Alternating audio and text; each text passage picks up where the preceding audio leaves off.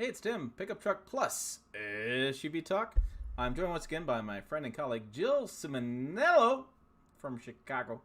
Um, so we have a new live stream kicking off a bunch of stuff going with some topics tonight. But a little precursor is that my butt is kicked, and I think Jill's butt is kicked. Different reasons. I decided to be extra handy and mow the grass. Plus, I decided to build a container for firewood that I got mostly done until my saw blade was not good and ran out of screws. So yeah, worked all day out in the sun. So that was kicking my butt there. So hopefully we're gonna stay with you guys tonight, and not fall asleep at the helm, as they would say with ships, because ships are in my mind for a reason. Maybe because we have a massive thunderstorm coming through, and I'm thinking about building the Ark of the Covenant before I get any farther along. Not the Ark, not the Covenant, the Ark. Build a boat. It's a mighty storm coming. So that is my story on why I'm tired. Jill's tired because she has been rocking the travel. She's been flying and traveling, and she's got a lot on her plate, which is. And I ran 8 miles before this, so. You always got to be that one person above me. I am that one person. I am going to absolutely admit it. So I'm working and I ran. You just played around in the yard. You have no excuses. All right, I'm going to turn up my mic a little bit. Somebody said my mic's a little low. I turned it up. Let me know if that's something changes. I move the mic a little bit closer to me as well. Yeah, you are sounding actually a little bit muted for me as well. Want me to turn I thought it was just my ears still being plugged from being on the plane, so I'm glad it's not just me, frankly. Right. Yeah, I'll keep turning mine up a little bit. So hopefully that fixes that problem. I can adjust technology. I can adjust that individually. So before we dive into stuff, you were in Austin, though, doing the Corolla Cross, right? I was in Austin doing the Corolla Cross, yes. I've seen these big Texas cookies today online, and it got me kind of... I did not get a big Texas cookie. I think you saw them from screwed. Nicole and... Eileen, yes. Eileen, and they, so they probably just arrived today, and they always go and do their own thing. They explore. Me, I go for a run. So they go eat cookies, I go for a run. I think I would rather have had a cookie. Right. I'm like, what? That seems like you made the mistake there. Like, come on. This is what happened. I didn't know cookies were potentially available. All right, so you were down there, and your driving impressions are embargoed, which means you can't talk about that until later on. But I just want to know, your initial impressions. It's just a big Corolla, right? Yes and no. As I've been looking at it and looking at pictures and seeing it in person, I would say the exterior is like a baby RAV4. To me, I think it looks much more like a RAV4 than a Corolla.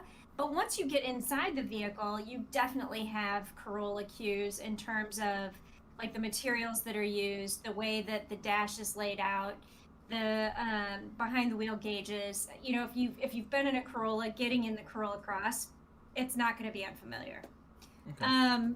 But you know, I mean, so what I can talk about is, some of the technology that they've added and some of the things that they've done with this compact SUV. And I think it's really interesting, actually, because they've got the Toyota, what is it? Toyota Safety Sense system. Their TSS 2.0 is standard. So you're going to have things like adaptive cruise control, lane keep assist, lane departure warning, and your automatic headlights, the high beams, and so they've done a really good job putting standard safety on even the base L trim, and I really appreciated that. And they, Toyota has been all about safety for a while now, and so they, I think, are really driving the market in terms of other automakers putting safety standard on their vehicles, and so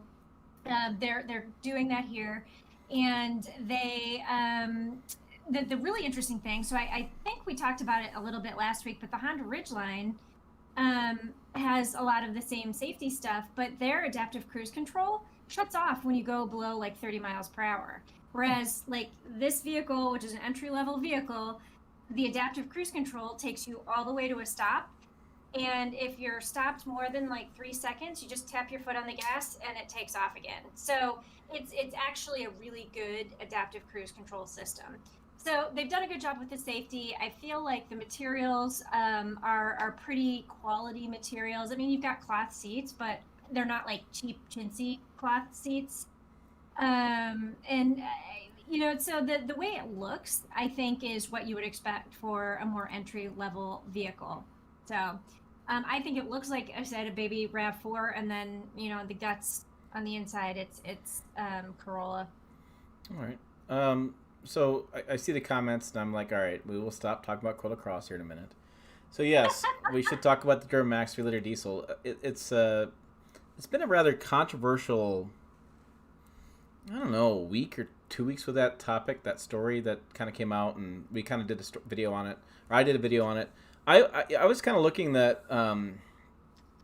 So let me back up a little bit. Is that I have driven the 3-liter diesel quite a bit in different applications, and I thought it was surprisingly good. It's really quiet. It really good fuel economy, really good performance.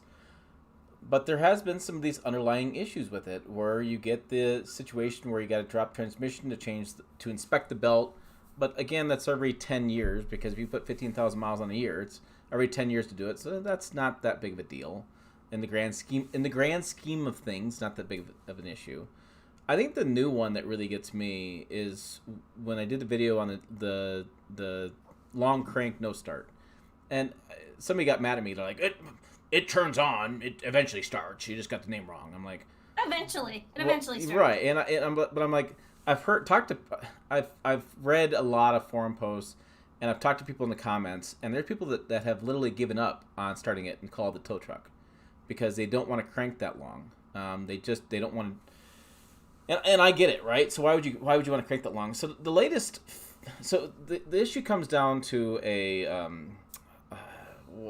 this little wheel. This wheel engages the. Oh, I gotta get it right. It engages the crank that turns everything over. So the belt in the back, this wheel turns. So you hit the ignition, it turns, it grabs that, it turns the chain, and then things start up, or the belt in this case, and the engine starts up. I'm trying to make sure right. I haven't. You guys gotta stay with me here. My technology and term back to this, because it's in the back of the engine too. So the fix was replace the wheel. They had like a scope that would go basically through the engine and inspect the wheel. If that was a problem, they'd take the entire cab off the truck, reach back in there, and the exciter wheel. The exciter wheel, as they call it. So the exciter wheel basically gets the engine excited and it turns on. It's kind of a cool name for it. It's gonna make sense what it is, right? So the one of the repairs is take the cab off and then you can see the engine, and it makes me nervous taking cabs off of brand new vehicles. Kind of makes me nervous there. But the other fix they had with so they've done a variety of things, and the fix was the wheel. The fix was checking this. Then they have a thing where they put a shim. So the shim would go between the wheel and where it's hood on, where the wheel's screwed in, the exciter wheel screwed in, and it shims that forward a little bit. That way that wheel engages. Which is just kind of surprising to me that you have all this engine technology and you got to put a shim in. Right? So I do a lot of work around the house. And I shim doors and I put shims in to cover up spots in drywall with the trim over top of them. I'm well aware what shim is. I got this down. But I don't even know what a shim is. Right. Yeah. But I'm not a professional. I'm a homeowner doing my own kind of jobs, and so I can do a shim and get away with it. But can GM do a shim and get away with it? I don't know. Yeah, I mean, Derek's talking about drop transmission is a big deal. I don't. To me, it's a really big inconvenience and is poor design. Putting everything on the back is a poor design, but it's not. Most people own a truck for 5 to 7 years. That means it's always a second owner. So the second owner is going to get screwed. I mean, it's what it is, right? Or you keep it long enough and you're screwed. And talking to the chief engineer about that, he goes, we recommend inspecting it, but most people aren't going to do it, and it's fine. So that's going to be, what it is. Justin Davis brings up an interesting point too. And this was a very fascinating part of the whole discussion. So the 3-liter Duramax came out in 2019 model year. However, in my research, and this is just, I got sent a bunch of, you got to understand, I got sent a bunch of links. I got this whole emails. I dug into this stuff. I spent like an afternoon reading a bunch of stuff. What's fascinating about this is the 2019s aren't affected. It's 2020 and some 2021 so far. Which is, so, and I've always told people, I've been very upfront on this channel, because my dad used to work at GM and he used to mark the changes between model years. And, people say, well, what's the difference between a 2022 and a 2021, right? And you can, and from Jill and I's standpoint, maybe it's a special edition, it's a color, whatever. Oh no, not according to whatever brand it is. They have 6-inch binders full of part differences between year to year, and so I've said consistently, don't think there's a first year jinx on something, because a first year jinx, if you're gonna wait for it to get sorted out, you get the kinks knocked out, whatever, you're waiting 2-3 years, and by then it's new parts in there, not the same as the first generation parts. And things change so quickly. Part suppliers go out of business.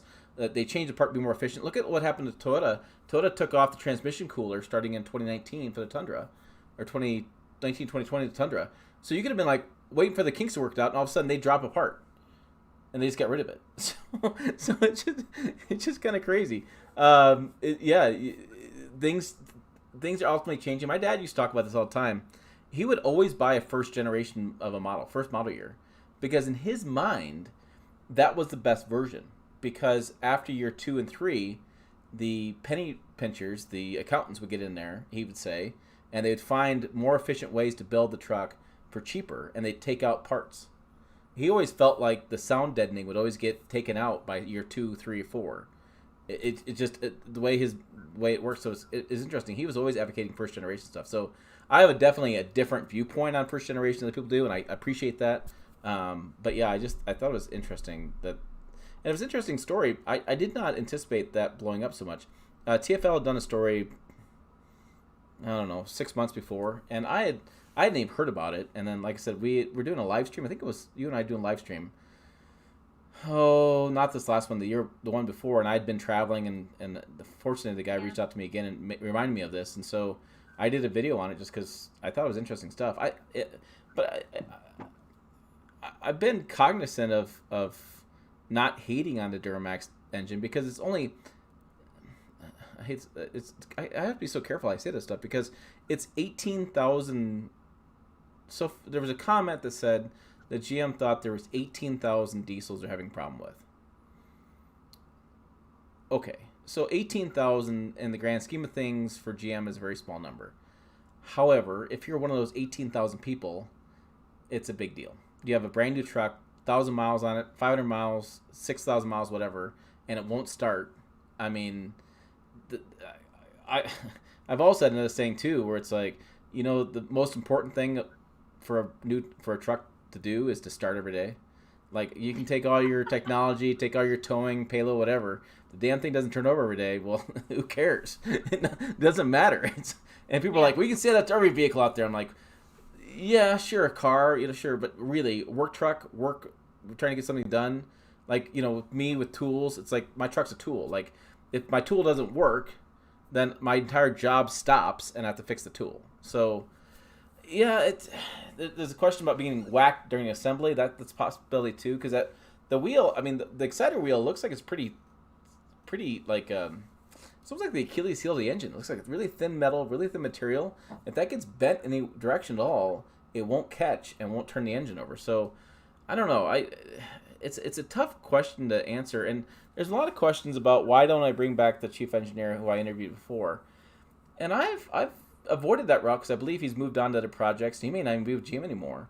But the more that video plays, and the more we have a website post now, the more the website post plays out, the more Jill and I keep looking at that, thinking maybe we need to follow up even more, because the shim fix seems like it's kind of a, boy, that is a duct tape and glue and hope it works solution. I'm like bubblegum and toothpicks, right?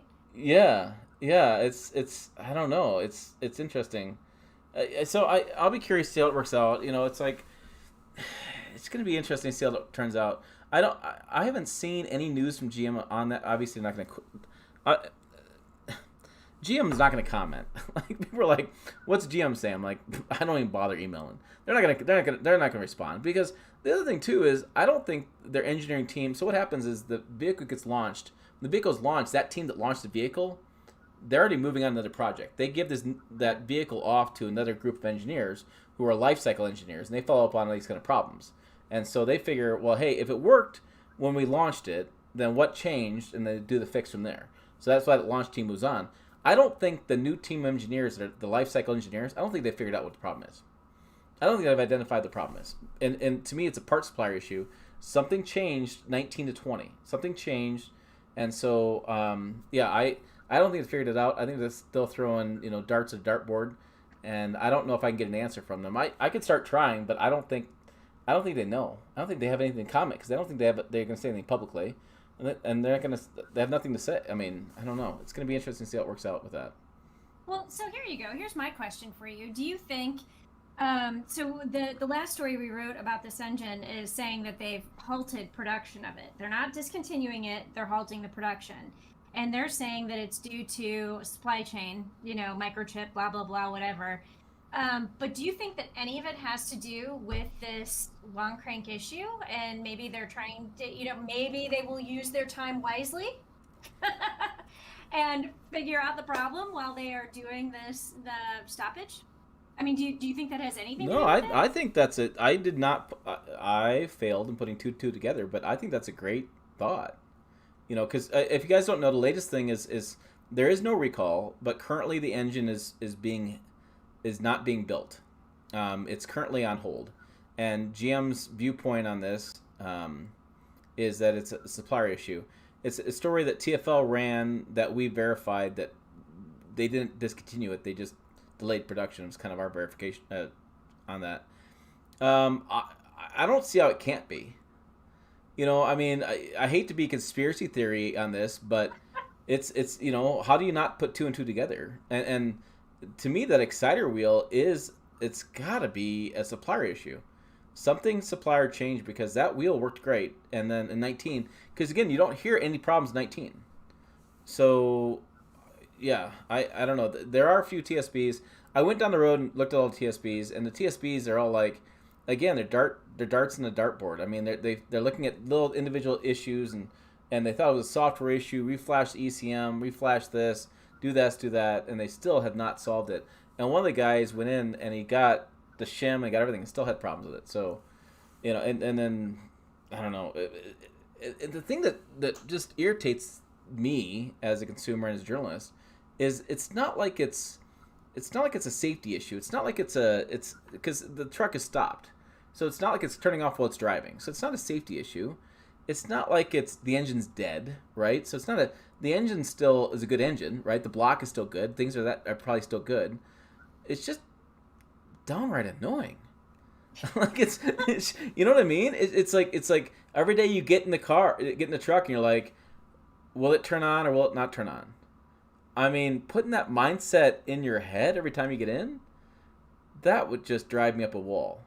And it's like playing roulette. Yeah, it is. And there's people that never had a problem. There's people that have had the problem. There's a guy that works for one of the GM a dealership or something. He's like, I've never seen a problem in my shop. And somebody else responded to him right away in the comments said, I saw 5. I mean, it's just it's the comments in that video are so across the board. And my entire viewpoint is I like the engine. I like what GM's doing a lot with that engine. But I just want to put information out there so that you are an informed consumer. And this is something that this channel does. I think if I were to knock on wood on this channel, I think we do a better job in reporting on this than other outlets do. I think we're more of our ear on the ground, listening to you guys consumers, what problems you're having. I feel like we do a better job reporting on when you guys have problems with stuff. And so, except for, I would say, the Ford Bronco roof. I didn't catch that one. I'm sorry, I didn't catch that one. No, they said the starter was fine. It's a really strange issue. And I would like to know that this is one of the problems with not having auto shows and events and things. I would like to be able to go to an auto show and sit with it and talk to GMPR and go to a launch program and talk to engineers. Because if I can talk to an engineer in a bar, I can get the straight answer. I've done it. That alone would be the reason to, do work travel, because you get the quality time with the engineers and the product specialists, and they often say things that they wouldn't normally say. Yeah, and you get some real answers. It's like I was talking with Ford the other day about their Bronco issue on background, and he goes, Wrangler had the same problem. He's like, it's just a supplier issue, and I'm like, that's their real answer. I mean, it's just a supplier issue, and Ford's like, that sucks, but they can't do anything about it. So we have a really good super chat. Super chat. AJ Dizzle, thank you, sir, for $10. Best YouTube channel for honest and thorough reviews. Thank you. We do try. Think of all the great content. If relevant, what 8 to 10-year-old truck would you buy as a daily driver with rare towing of a 5,000-pound travel trailer? Really, you found a 5,000-pound travel trailer? I've been shopping travel trailers. I can only find like 8,000 pounds. It's like that's the lowest I can find. I would go half ton for sure. Most reliable is going to be the Tundra, right? That's always the most reliable. Chevy's is a close second. The 5.3, so that 5.3 is going to be before active fuel management. No, before dynamic fuel management. I would check to make sure active fuel management, there was some excessive oil consumption issues with that engine. I would definitely check that out to make sure what you're getting there. But I've driven Chevys for years. Big fan of those guys. Ford's always built a solid truck, really a solid truck. And that 5-liter was a really good solid engine. I think the 8 to 10-year-old, you could still do first-gen EcoBoost, and as long as they did the TSB that fixed the charged air cooler from getting too much condensation, you should be set with that. A lot of people like the EcoBoost as far as towing, especially 5,000 pounds. The EcoBoost should pull just fine, plus give you better fuel economy on a daily basis. Nissan's probably out because I think that Titan refresh was 17. Yeah, so that's not quite 8-10-year rank. And the Ram 1500, I really, really, really like what Ram's doing these days. I really do. Their initial quality is better, and somebody pointed this out. Initial quality is doing a lot better these days. Overall quality is a lot better these days. The quality was not good back then. Yeah, 8 to 10 years ago, not so much. I would not do Ram, but I would look for a used Tundra. I would look for a used Silverado or Sierra, and I'd look for something in that realm that would make some sense as far as. But you're not towing a lot, so I would go half ton. I would not go 3/4 ton. You could do a mid-size, but I like the room. A full-size price difference isn't that big of a deal. Fuel economy is that big a deal. So, boy, we are getting some super chats. Let's see. Justin Davis, $5. Thank you, sir. He says, all I know is happy to sell with my 2021 EcoBoost, averaging 23 miles per gallon, driving like grandma. Yeah, the EcoBoost, if you drive like grandma, not like Jill, you will get lots of good fuel economy. Jill does not. And happy hump day from... What are you saying about my driving there, Tim? I'm just throwing in darts there. Happy hump day from Mike. Thanks for the $5 there, Mike. Mike's next to Mike says CA, so I'm guessing that's Canada. Oh, yeah, Canadian $5. Yeah. Engine Adventures makes a really good point. He says, sure, it's like a supplier issue, but the manufacturers that set the standard, and supplier builds to that standard. Yep. Oh yeah, so $5 Canadian, about $2 US. Okay.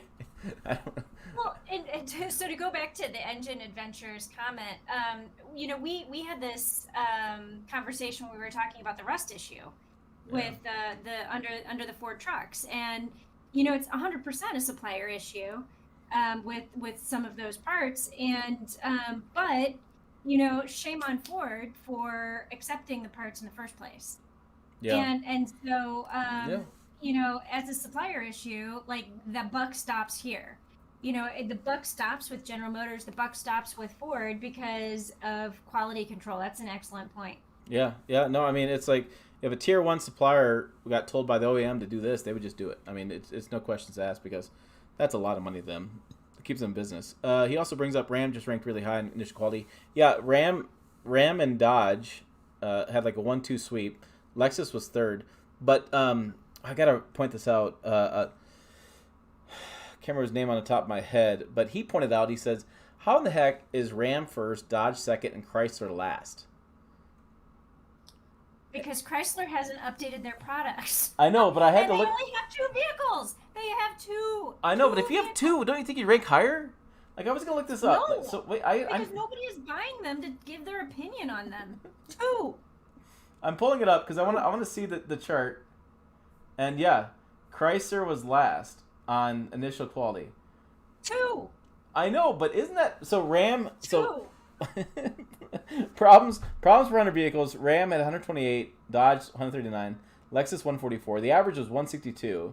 And yeah, it goes Volvo, Volkswagen, Audi, Chrysler, Alfa Romeo, Volvo, Volkswagen, Audi, Chrysler. Land Rover did much better than Chrysler. How is that possible? Like, I'm not hating on Land Rover, but Land Rover is known for not building some reliable stuff. But the thing is you have to keep in mind this is the initial quality. So this is the wow factor of what people think within. I mean, it's isn't like the first 3 months of ownership or something like that. Yes, so yes. it's like, how does the owner feel? Do they have good, warm, fuzzy feelings? Does the infotainment system work? Is it confusing? Does it look pretty? Do the touch points feel nice? That's what the initial quality study is. The initial quality is not about reliability. If you want to look at the reliability, then you go to the J.D. Power dependability study, which looks at 3-year-old vehicles.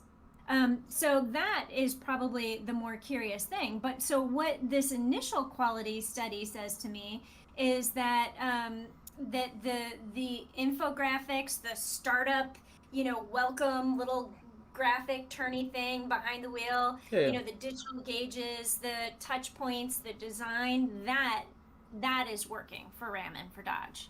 Yeah. That's what that study says to me. Not Chrysler. Matthew Robertson asks a question that has been asked numerous times. I've actually asked this question quite a bit. And I'm going to talk a little bit more about this because we were just discussing this offline for a story we're working on tomorrow. So he says, what are the chances of a Toyota diesel hybrid Tundra? Not a Toyota fan, but would be something that could impact the truck industry. So, Elliot, there he is. Elliot's online. He brought up the point about Chrysler finishing last. I got to give him props for that. A couple things on this. First of all, is a diesel hybrid is too expensive. It's too much money. I've done some videos on this, and also your problem is with the diesel hybrid, you're getting best both worlds. So diesel's really good at low end torque, and hybrid's really good at low end torque. So you got to make it work. I think I want to say Mercedes-Benz has one in Europe, but it's been really, really expensive to buy, and I don't believe that the return on investment makes a lot of sense for that. So with that said, there's a question about what Toyota is going to do. So we're going to break some news right now. Is that I've said this many times in theory, but the Sequoia is moving from Indiana down to San Antonio. There was a press release written today, and a little blurb in the very bottom it said that the Toyota manufacturing facility is getting prepared to build the Sequoia and Tundra. Because if you don't know, there's a new G-Town plant, because me and the chief engineer can't say the name of the plant in Mexico. And it's if you looked it up, Guanajuato. Yeah, so Jill's gonna look it up. It's All right. It's one of state of the art, and he says it's one of the best quality plants they've ever built. The quality coming out there is insane. So between the Baja Mexico plant for Tacoma and the G-Town plant for Tacoma, that means that all Tacoma production leaves San Antonio, which means Guanajuato. Yes. What'd you say? Guanajuato. Yeah, I can't say that. So that means that It's not that hard. Guanajuato. there is a deficit. So what we figured out was last year they built. They should have built 240,000 Tacomas. Out of that, they should have built about 90 to 100,000 Tacomas in San Antonio. So if you take so let's just say round numbers, 100,000 Tacomas, leave San Antonio, go to Mexico. Now you have a plant in San Antonio that lost half of its production. You bring in Sequoia, where they build 7,000. They sold 7,000 last year. Well, 7,000 isn't 100,000. So the question's going to be, what does Toyota do? Now, Toyota does not like laying off people. When the downturn happened in 2009, I think it was, they actually found community service projects. They actually paid employees to go clean up parks because they wanted to keep people in part of the business. They want to keep them around. And so they don't lay off people. So what do they do with 100,000 production? Now, Toyota has always said to me that they've been between 5 to 10% below meeting all demand, which means they can build 10% more Tundras and meet demand. that still leaves 80,000 vehicles. So I have talked to the chief engineer several times in this, and we've talked in Japan. There I am throwing out stuff, but we've talked all over the place on this, and he is not opposed to a diesel. He won't do heavy duty because the heavy duty market would just be a nightmare to get into, as far as competition wise and that going on. So, do I anticipate a diesel Tundra? Interesting. I just don't know. There's gonna be a hybrid for sure. There's gonna be. I still believe there'll be a 5.7 liter V8. I still believe that. But I don't. A diesel Tundra has been asked for so many times. We have an interesting news story on the website that links to a patent that Toyota engineers have filled out about a diesel Tundra, about a possible diesel engine. We don't know for sure because it's patent garbage language. I've actually sent that out to opposing engineers and had them looking it over, and they were kind of analyzing what it was. So I've had a lot of people look at this document, and I can't get a straight answer what it is. Nobody really knows, and until I can have a beer with Toyota folks, I can't figure out what the heck it is. But that's the thing. So in a couple weeks, everybody knows now. A couple weeks we'll be doing some Tundra news this month. It's going to happen. I can't wait to get out there because whenever you do a new truck being unveiled, you do all these before stories, spy photos, and what to expect kind of stuff. And then you go to the event, and it's like everybody lays down their cards. And you're like, how wrong was I? Or how right was I? Did I get it? Did I not get it? And so it's always like it's a game. And so it's testing the waters. So again, like I said, there will not be a diesel hybrid because that's too much money. I think that's a possibility for a Tundra diesel, maybe not at launch, but in next following year, because again, it's not about it's still about consumer demand. Consumer demand is like James points out, if you have 15% diesel uptake rate or 15-20%, I mean, but still, when you're trying to fill a plant and you have 90,000 units of a shortcoming, which is basically a shift or so of people working in San Antonio, you don't lay off. You got to find something that consumers want. So something going on. There's really, really is something going under the surface with Toyota right now, and I can't wait to figure out what's going to happen. Maybe you'll find out in the next couple of weeks. Ooh, maybe I will. Old Man 4494, which is I'm with you, buddy, on the old man part. I would like you to look into something. Why are manufacturers still building vehicles capable of towing more than 3,000 pounds with not even optional OEM brake controller? Okay. My state law requires it. Your state law requires it? Interesting. Your state law requires an OEM brake controller?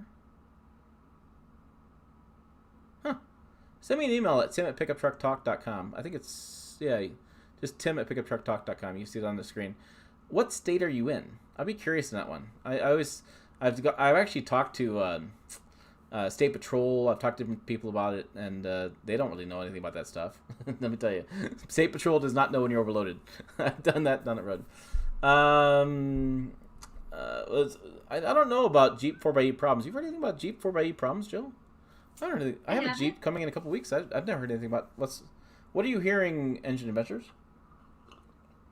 I feel like, because I belong to one of the 4xe forums, and I feel like I've seen some chatter, but honestly, since I've been traveling, I haven't paid attention. I don't know. Toyota owns Hino. Hino diesels are excellent. I don't think Hino's diesel is the wrong application, but Hino is actually going to start building the fuel cell engines. Toyota's going to start offering to Kenworth and Swift trucks, that kind of stuff. So they're going to start building those. Just a brake controller. I don't know. I've never heard about a state requiring a brake controller. That's new. In Colorado. All right, we will. I'll follow up on that, but I don't recall that. I don't recall that happening. So just did a quick Google search, and it looks like what's coming up top for me is people are seeing check engine lights coming on. Really? Yeah. Well, that's interesting. Electrical glitches happen, and I believe the Jeep 4xe, the Jeep hybrid, is the first hybrid in their lineup, right? I think that they might have done like a mild hybrid once upon a Well, so I mean, the Ram time, trucks have the mild hybrid, but it's not like this is the but first. it's not like this is the first full on because the 4x8 is plug-in. Yeah. So my So, in-laws, he says my in-laws have one that's got charging issues. Looking at the forums, there are lots that do. hmm, Yeah, Jill's on it. You can see by okay, Jill's eyeballs. She's like, you know what? yeah, That's yeah. She's so that's noted. Let's talk about Frontier. I'm a little shy of whiskey. Frontier. There was a pricing story that you wrote that went out, and I think it kind of goes to what I've been talking about, and I've been doing videos on. I think you and I both figured out the same thing. Yeah, that's an interesting trailer requires trailer brakes. So if you require trailer brakes, you'd have to require the brake controller. But OEMs don't normally build trucks for specific areas, except for California. I don't know. Anyways, I go down that road quite a bit. That's a very interesting point. Back to what I was talking about is that it's not the entry level trucks getting the price increases, and as much as the news makes it out, the big dollar, not $100,000 Ford F-150, this massive amount. The high trim levels, very very top trim levels, are getting more expensive. Yes, but that's a slow take rate. What's really gonna hurt the middle class and hurts you guys buying trucks and hurts me, is that it's the mid trims that are going up in price. And so so Nissan can make this press release that says, "Oh, we keep the pricing the same. Our entry starting price is $600 cheaper or the same price, whatever, and all these better features we get." But when you dig into it, like you did, like Joe's story, you find the mid trim levels are $3,000-$4,000 more year over year. So that is what's going on there, and then I think you'll find that as we keep moving this market forward, is that it's not the high trims. That story is sailed. It's going to be mid trims. Like I said, I've done a video on this, and you guys need to watch that. Well, you guys better watch that video, damn it! No, I'm just saying, I would just pay attention to that. That it's the like my XLT that F-50 I had. I mean, the XLT was $60,000 as an XLT, and that used to be 50, 45, maybe $50,000 truck. So I think that's the big concern these days, is that the mid trims are gaining a lot of price increases, making up for the shortfalls of the lower trim. And I've also said that many times with Ford and their aluminum truck, it's fine to do it, but they bragged that they didn't increase the price at all. But then you look at the mid trims, and the mid trims all gaining pricing. So they hide the pricing different ways. They hide it in there, and you can't see it because they put it with packages, or you can only do this package or that package. That kind of stuff happens. Well, we had the chance. So Jill, I think you're in the Frontier right now. no, I've already You already swapped out of it. you already swapped Yeah, out of it. So you yeah, had I a had chance like to drive it. several 2-day loans. Oh, did you? Yeah, because you're traveling. That's what happens. We get them for 7 days, but if you're on the road for 5, guess what? You gotta go home and work right away. Kind of sucks. But I thought the Frontier was. I drove it, and I think somebody made the really good comment, and I think it really resonated with me. Is that the new Frontier is bringing the truck up to the level of everybody else. It's not exceeding everybody, expectations. It's just Right. bringing it to the modern era. And I think that was a very interesting point, right? So, yeah, I mean, it's the older truck was really old, and so I think they just brought it to that.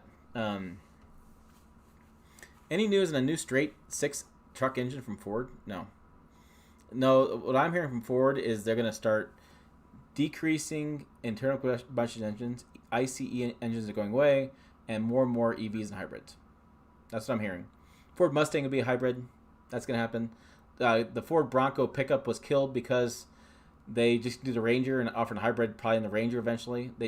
Ford and a lot of these OEMs are so sold on battery electric being the future, which it may or may not be. It just that's what they're doing. They are going to stop building gas engines. It's just, and it's unfortunate because those who want gas engines are not going to have a choice. So it's like the horse and carriage, where the horse is going away. So get ready for something else, and that's really what's happening. I can't. I almost think to myself that the 3-liter Duramax that Chevy built might be the last new IC engine ever produced from Chevy, and the Ford Power Boost combination hybrid with a 3.5 EcoBoost, that could be the last. That's the last warning shots of the waning hours of the EcoBoost engine, as far as having ICE. You know, I feel like everything is going. It's so hard from our viewpoint. You know, I'm looking at putting in a fast charger at the house because it's coming. Like it's whether you want it or not, it's coming. It's gonna be here, and it's all about emissions. It's all driving that stuff, and I think it's all kind of foolish. But I drove a Venza up to South Dakota the last couple of days for a golf trip. I got damn 40 miles a gallon out of a Venza. I had the hybrid, so I mean, I'm sorry, but 40 mile per gallon out of a Venza, which is the larger two-row SUV, bigger than a RAV4, smaller than a Highlander. That was hard to, Same size as the RAV4. Is the same size as RAV4? Yeah. What I was surprised, I had to put gas in it because I think it's got a small tank. If you look at like the F50 hybrid, it's got a smaller gas tank. You can't get the optional larger gas tank because you have to have room for the battery. And I kind of believe that that's what the Venza issue as well. It's a smaller gas tank. So yeah, I don't know. It's gonna be interesting. Yeah, Toyota will release a new EcoBoost, and they'll have a new EcoBoost version of it with their own. But that's, to me, I was driving the Venza around going, this Venza could be the engine in the Tundra. And I mean, I really liked the Venza, and I feel like it has the same engine as the RAV4 hybrid. I could be completely wrong about that, but I feel like that's the same engine because they're built on the same platform. And it was funny because I drove the RAV4 and the Venza pretty much back to back, the hybrid versions. And I thought the Venza was so much smoother, so much better, so much more, like just so much more everything. And, people are like, nope, there's no difference. It's the same. And I was just like, but it doesn't feel the same. It feels different. Right. And I on one of my posts, Alex Dykes, if anybody follows Alex on Autos, he's really good at jumping into conversations, and he has a whole bunch of technical things that he does when he's testing cars, from like sound meters to speed tests to, all of that stuff. And so like if you're into like the technical stuff, like he's a great person to watch.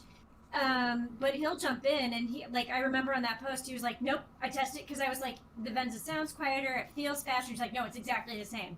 And I was like, okay then, it doesn't feel the same. So there was something that Toyota did with the Venza that feels different. Yeah, I don't know. I'm looking up what engine it is. Somebody asked a question what it is. It's the hybrid. I couldn't get over the fact of 40 miles per gallon. I mean, that was crazy. Venza will only be available as a hybrid. Oh. Yeah. Did you not know that? I did not. Yeah, the Venza is dedicated hybrid.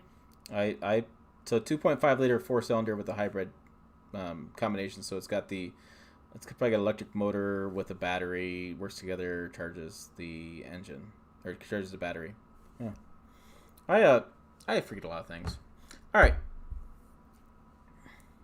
No, Tim, the engine in the Tundra would be way underpowered. Yeah, 2.5 would be too little, but I don't know. Freaking Ford does a 2.7 liter. So, and Chevy does a 2.7 liter. So maybe the time we need to get over it. Maybe the 2.5 or a 2.5 or a 3.2 or something like that they could build in that hybrid combination would be the answer. I don't know. It's so hard to say these days. Things are getting so much smaller. You think GM can try hybrid? GM has tried hybrid for years. Goodness, they had the first Silverado hybrid for years. They had a Sierra hybrid for years. Okay, that was like the crappiest mild hybrid. That was like auto stop start hell. You're right. I mean, before auto stop start was a thing. They've tried it. They failed because it was like $3,000 more and you save the mile per gallon. Like they just, I mean, I don't know why they keep trying to come up with stuff like that. And they keep failing at it. It's just phenomenal to me how they do that. I don't know. It should be interesting. Yeah, we've done a lot of research on how EVs affect the environment. There's a lot of, as you imagine, online hearsay about this, that, and the other. I mean, facts these days are an elusive term, it seems like. The lithium. So there's battery recycling that is happening. Companies looking at battery recycling. A lot of Tesla batteries are getting a second life as a battery backup instead for a house. They'll put them outside the house, and if a storm hits, whatever, they have some battery power there. The lithium has been a mineral that they've caused some strip mining damage throughout the world, and they're moving towards cobalt. They're moving towards different things. I think lithium ion will eventually go away, and it'll be some different metal. But there are some conversations about growing lithium. There's a company down in Arizona, I believe, that's found a way to make their own lithium. That they basically make it as a farm or something, and then they put them in the battery. So that's going on there too. So there's a lot of conversations about making them long-term uses. I would say wheel-to-wheel emissions for an EV over a long period of time is going to be less pollution. However, this is fascinating to me. I had a BMW X5 X45 eDrive I QWXZQD, whatever the hell the damn thing was. And I thought it was interesting. I pulled up energy.gov and I was looking at the numbers. And it's in my area with 51% of our energy production being coal and the other being natural gas, and then solar wind is like 10%. The worst engine is just a V8, right? So the V8 is like 11,000 pounds of CO2 pollution per year. A hybrid, just a straight hybrid, has like 5,500 pounds of pollution each year. A plug-in hybrid, 6,500 pounds of pollution every year. An electric vehicle gets 5,000 pounds of pollution every year because of the way we charge it. So I thought it was very fascinating that a plug-in hybrid had worse emissions than a standard hybrid. Now, let me caveat, asterisk, in Nebraska at the time I looked on energy.gov, right? I'm not trying to start an argument about I pulled it up. If you live in California, oh yeah, California is way better electric fuel than electric's much cleaner than hybrid. I mean, it's just that's why I did it by state, because every state's different. But in my state, it was pretty interesting. I thought that was kind of a surprising aspect of it as far as the pollution. So there was one last thing I want to talk about tonight. I'm kind of going fast tonight. Was Raptor versus TRX round 2. Ding, ding, ding, ding, ding, ding. I call it round 2. Yes. Bum, bum, bum. Right, because the Raptor has a new 5-link coil suspension. It's got all the F-150 basic features. It's got a 2.0 kilowatt power on board. So I thought it was interesting that Ford is offering a 5-link coil suspension only on the Raptor, not F-150s. Which to me is a precursor. It's coming. Wouldn't it be? Why do you think it's coming then? I think it's coming because of the way the evolution of the market is. So for years, Chevy Tahoe and Suburbans and Escalades and Expeditions were all solid rear axles. And then they've done some better engineering. They figured out they can actually tow the same amount of weight by doing a independent rear suspension. And so the solid axle is kind of going out. So the Ford Mustang has now independent rear suspension, not a solid axle, right? So that's gone away. You have Ram has done 5-link coil suspension for years. The new Toyota Tundra will do coil link suspension. From a ride and handling standpoint, 5-link coil suspension is superior. From a towing standpoint, they haven't seen too much max towing loss. I will say there are some issues with a coil suspension and total payload. Ram says that their payload's fine. I call bullshit on that one because I've had many Ram trucks that have really poor payload. And so I'd be really curious to see what Toyota does as far as fixing that payload issue, because you're not able, because you have the 5-link coil, so you have these 2 bars. You have the bar along the back, which is I forget the term for that bar, but anyways, it's 5 links because it's 5 bars. That's how it works. And so you don't have leaf springs that actually hold weight better, which is what a leaf spring is built for. And so I'll be interested to see what happens with that as far as going forward. But I can't imagine that Ford spent all the engineering to work on the Ford Raptor with the 5-link coil suspension, not put it in F-150, especially as well with Ram kicking Ford's butt lately and stealing market share. So if your competitor's kicking your butt and stealing your market share, you're obviously going to respond. Yeah. Well, I mean, so what I thought was really interesting about the Raptor is, you know, you have the TRX that came out. It has a V8. It has all this cool stuff on it, and Raptor didn't do that. Yeah. You know? Yeah, it's interesting that the viewpoint's so different, right? So Ford kept the 3.5 liter EcoBoost in the Raptor. They made some changes to the exhaust. They put the trombone exhaust in, which is interesting to make it sound better. But it's still 3.5. I mean, it's just.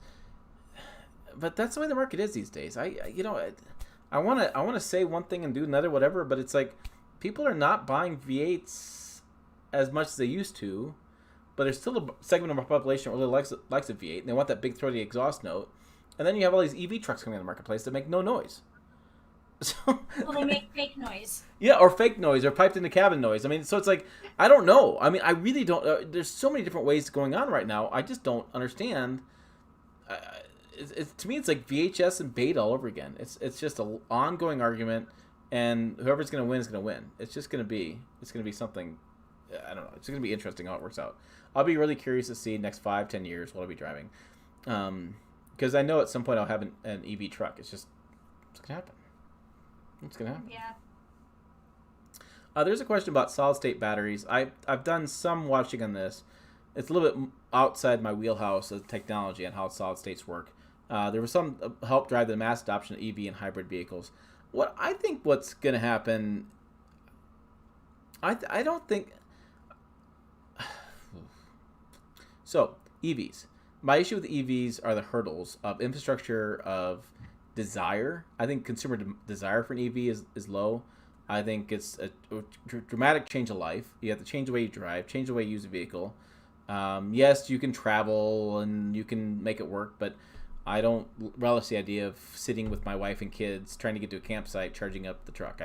That's nothing appealing to me about that one bit, because I got to get family time, togetherness, play checkers while you wait. Yeah, that's not a fan. I can only get a campsite and pop a beer and sit back and relax. I'm not going. I stress so much getting to campsite, get all set up, then I'm relaxed. I got to get there. So I don't know. I don't think that's gonna happen. I think the hurdles are, for me, an EV is $2,000 on top of whatever you spend. It's $2,000. Running a separate 220, depending where your box is in your house.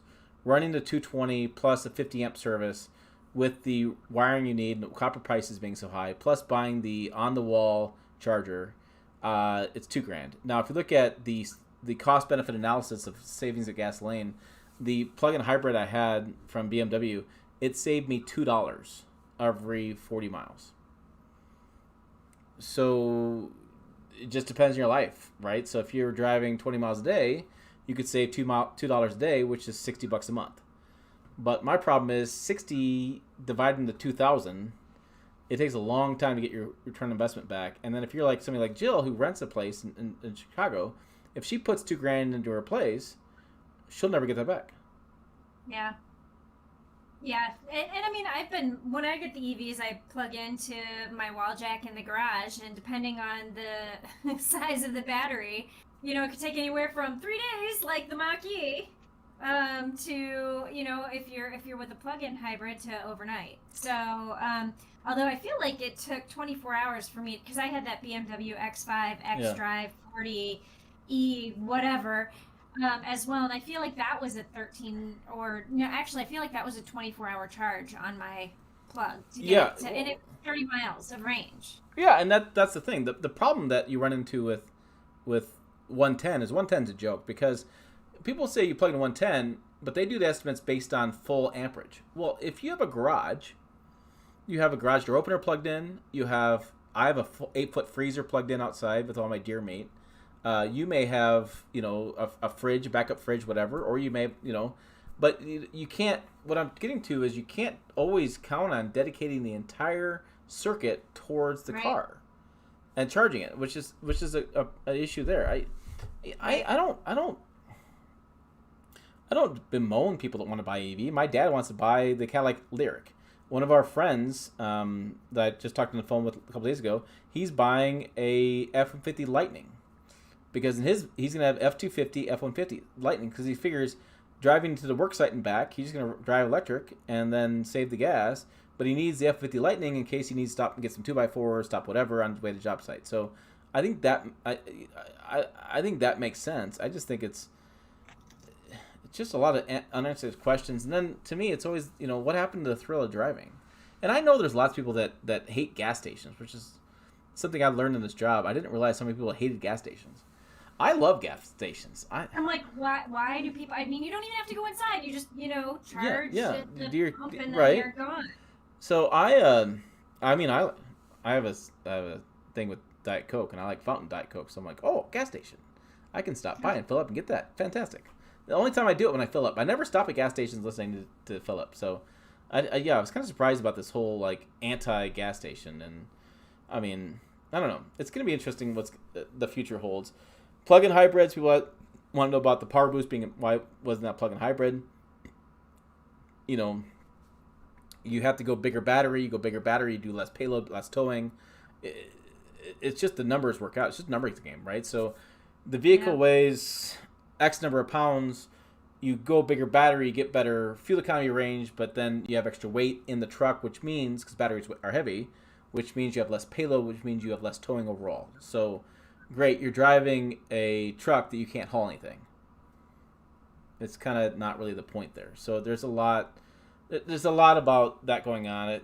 It's interesting. I just, like I said, I think the issues are going to be, all of the obstacles happening. And thanks, Justin, for the comment about the F-50 Power Boost charging a camper. I gotta tell you guys, I was so excited to do that video. And I was making it work, and my wife was, the reservation for the camper fell through. We found another one, and I said, we're taking a camper. I said, I'm gonna drive to Denver. I'll get the damn camper and drive it 100 miles back or whatever the deal is. But I'm gonna run this camper off of the truck. And I gotta be honest with you, I'm doing some work outside right now, building this fire box holder, which is fine. I have a long extension cord, but I would like to have the power on board. I could have taken all my stuff around the corner and worked in the shade and plugged in the truck and made my own job site right there and worked on this firebox holder or firebox. That'd be a bad thing. So this wood for a fire pit box, but yeah, I would have loved to have that, but I didn't have it. So I'm hopeful that Toyota has an answer to the power on board. If they don't, me and Mike's career is going to go round and round on that because I'm sorry, that thing was good. It was good. People are like, well, that was a gimmick. Just carry your own generator. I'll tell you what, darn convenient plugging in the back of your truck, not having to. The thing with generators, you can't hear anything, right? Generators are notoriously loud. You never know if they're going to start because it's a small engine, right? I run premium fuel on all my small engines without ethanol because that's the only way I get them to run all the time. I don't worry about carrying an extra gas can with me to do generator. I just press a button in the truck, plug it in, and I'm ready to work. It's convenient. Yeah. Oh, diesel. You guys talking about gas station. Diesel pump handles are the worst. I will agree with that. Every time I get a diesel truck, I take a pair of work gloves and I put them in the door. Because if I ever have to fill up, especially around here, around the countryside. All right. They are nasty in the countryside. I'm like, all y'all are wimps. I'm just saying they're nasty in the countryside, and I was in the middle of Nebraska somewhere, like around Grand Island, but it was a really smaller town, and all the truck drivers and the farmers had used these diesel pumps, and it was nasty to touch, and it smelled bad. Oh, I think I washed my hands and washed them 3 times. And as I'm driving, I tend to do the drive like this. I could smell the aroma of diesel fuel coming off my hands. Oh, it was bad. So I will say that I do wear gloves when I go to diesel pump. Oh, Dave's here from the L Train Nation. I always throw a thing in the glove box or thing in the door just to keep it on there. But yeah, I'd love to see more hydrogen too, Jill. I'm with you there. Yeah. I mean, it's really funny because people give Toyota a hard time because they've kind of been putting a lot of money into hydrogen, but at the end of the day, like, to me, hydrogen makes more sense than straight electricity, a straight electric vehicle. And, GM tried to do hydrogen vehicles. They had a hydrogen Equinox many moons ago. Yeah, they still have one. They have a Chevy Colorado ISV with the Department of Defense. They've been testing out. Yeah, but they did this thing where it was like a driveway experiment where they gave real people the cars to drive, and I test drove, and this was like way long time ago because I think I was still at the Sun Times, so it would have been like 2008, 2009, and but I drove one, and I mean it's fast like an EV. It's got that instant torque. It has a similar fueling system that you're, already used to, yeah. like a gas pump. It doesn't take, 2 hours to charge. You're in and out in like 7 minutes. But I mean, infrastructure is still going to be the problem. How are you going to get the hydrogen is the problem. I've always thought hydrogen is a simpler solution, though. I mean, so the hydrogen filling station in Long Beach, Toyota brings in a big semi truck, and it has in the flatbed of the truck as a big cylinder full of hydrogen. And then if you think about hydrogen could be split off natural gas, you can take a natural gas line and get hydrogen out of it. We have natural gas lines running all over this country. All over the country is natural gas lines. And so I'm like, you ship it in, you can leave it there. Hydrogen's right there. You plug it in. Hydrogen doesn't burn. It doesn't start fires. It's not the Hindenburg all over again. The Toyota actually has a video of a tank firing a shell at a hydrogen fuel cell and doesn't blow up. So, I mean, people are like, well, battery EVs will be here when the infrastructure is here. I'm like, same with hydrogen. It's the same argument. It just depends how you want to do it. And for me, when they get to the point where hydrogen can fuel as the same cost as gas and can fuel as fast as gasoline, you're not disrupting your lifestyle as much as you were going to be from a battery electric standpoint. And you can put hydrogen in a gas can. John Deere has a Gator. Do you know what a Gator is? A Gator that runs on hydrogen. So Gator is think about a small side-by-side. It was one of the original side-by-sides that John Deere has. And the thing that fascinates me about this whole hydrogen discussion is that hydrogen can be made from methane. Yeah. So you can take your cow poop, turn it into fuel, and run your tractor. Yeah. Right? Think about that. Yeah, Toyota did this great campaign. Yeah, about if you Google it, poop, you can find it. Yeah. And it was called Fueled by Bull SHIT. Yeah. And I loved it. I thought that was so brilliant because it was literally fueled by bull poo. Yeah. I mean, it was great. Yeah, I mean, from a farming standpoint, your top expense is your top unknown expense is always fuel. Fuel is always a fluctuating number. Seeds, fertilizer, that stuff after a while you kind of know. You put a pivot up, you're good there. Equipment expenses kind of vary a little bit, but fuel, fuel always changes quite a bit. So if you can do fuel from your own fuel source from your farm and power your entire farm, all your equipment, everything from your cows' poop, that's a win-win. No, different than Hindenburg.